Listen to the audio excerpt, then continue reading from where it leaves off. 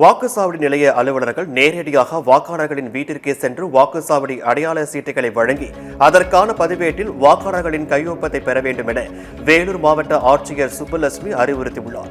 திருப்பத்தூர் மாவட்டத்திற்கு கூடுதலாக வாக்குப்பதிவு இயந்திரங்களை அனுப்பி வைத்த பின் செய்தியாளர்களை சந்தித்த அவர், தேர்தலுக்கு 5 நாட்களுக்கு முன் வாக்குச்சாவடி அடையாள சீட்டுகளை வழங்கும் பணிகளை முடிக்க வேண்டும் என கேட்டுக் கொண்டார்.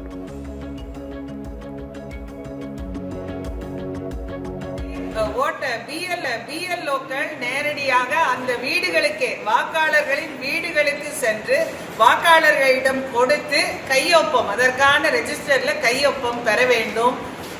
எலெக்ஷனுக்கு 5 நாட்களுக்கு முன்னால் இந்த பணி முடிக்கப்பட வேண்டும். எவ்வளவு தினம் கொடுத்துருக்காங்கிறத ஆர்ஓக்கு கொடுத்து ஆர்ஓ அப்சர்வருக்கும் டிஇஓக்கு இன்ஃபர்மேஷன் கொடுக்கணும்.